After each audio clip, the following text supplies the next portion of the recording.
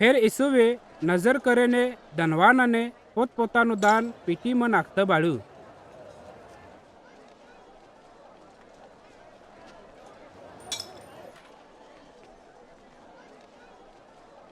ઈસુએ એક રાંડીબાઈને તાંબાના 2 સિક્કા નાખતા બાળી.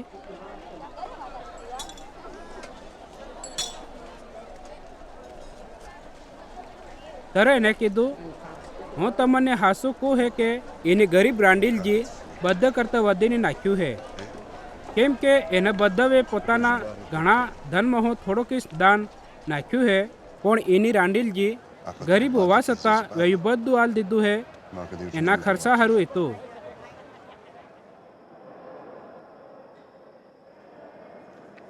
જરા અમુક મનખ મંદિરના બારામાં કે રહીએ તો કે વેયો કેવો રૂપાળ બાઠ અને દાનની વસ્તુઓથી શણગારવામાં આવ્યું હે. ત્યારે ઈસુએ કીધું, વેયા દાડા આવે હે જેનેમાં એવું બધું જે તમે બાળો હે વેરી એક એ બાઠાને આ રેવા નહીં દે, વેયા બધા પાડ દેવામાં આવે. એના ઈસુને પૂછ્યું, હે ગુરુ, એવું બધું કેરો થાહે અને એ વાતે જ્યારે પૂરી થાહે તે એના ટાઈમની નિશાની હું વેહે. એને કીધું, ચેતીન રહો કે તમે બરમાવામાં નહીં આવો, કેમ કે ઘણા બધા મારા નામથી આવે ને કહે હું વહ્યો છે અને એવું હતું કે દાડા નજીક આવી પહોંચ્યા હે, તમે એનાને વાહેડ ને જતા રહેતા હવે. જ્યારે તમે લડાજી અને હુમલાની ચર્ચા સાંભળો તે ગભરાઈને જતો હવે, કેમ કે એનો પહેલ થવું જરૂરી છે, પણ એના દાડામાં તરત અંત નહીં આવે.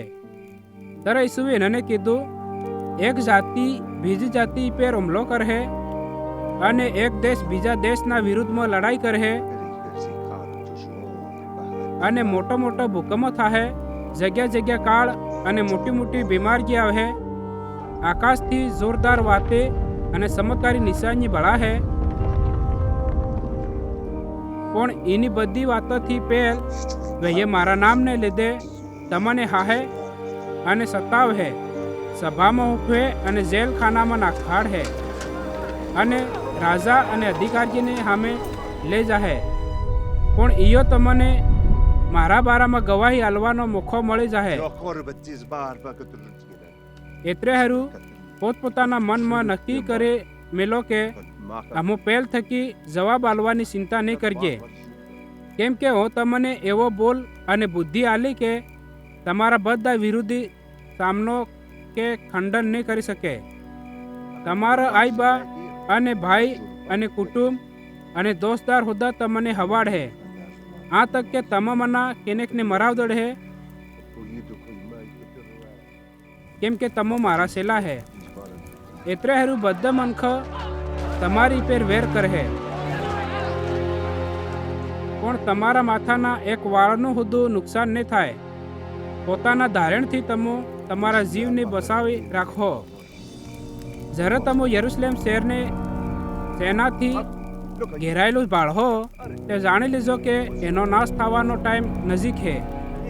ત્યારે જે મનખ યહૂદિયા પ્રદેશમાં વહે વેએ પોતાનો જીવ બચાવવા હારું ડુંગરોમાં નાહી જાય, અને જે યરુશલેમ શહેરમાં વહે વેએ બહાર નકળી જાય, અને જે ગામમાં વહે વેએ એના શહેરમાં નહીં જાય, કેમ કે વેયો સજાનો ટાઈમ એવો વહે જેમ પવિત્ર શાસ્ત્રમાં લખેલી બધી વાતે પૂરી થઈ જાય.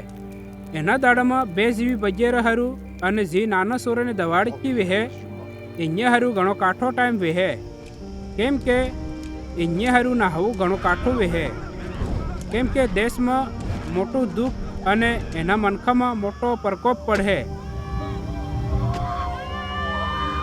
વેએ તલવારથી મારવામાં આવે અને એનાને બંધણ કરીને બધા દેશોમાં લઈ જવા હે, અને જ્યારે તક બીજી જાતિનો ટાઈમ પૂરો નહીં થાય ત્યારે તક યરુશલેમ શહેર બીજી જાતિ દ્વારા કસરવામાં આવે. સૂર્યામાં અને સાન અને તારામાં ચમત્કારી નિશાની બળા હે, અને ધરતી પર બધી જાતિના મનખાને તકલીફ થાય, કેમ કે વેએ દરિયાને ગાજવા અને જાભોળાના ધમકારથી ગભરાઈ જાહે.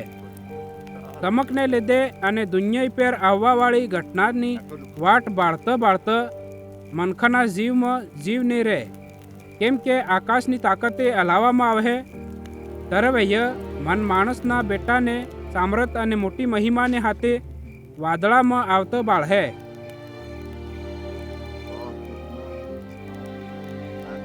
જ્યારે એ વાતે થવા માંડે ત્યારે ઈબો થઈને પોતાના મણકા ઈપેર કરજો, કેમ કે તમારા છુટકારાનો ટાઈમ નજીક વિહે.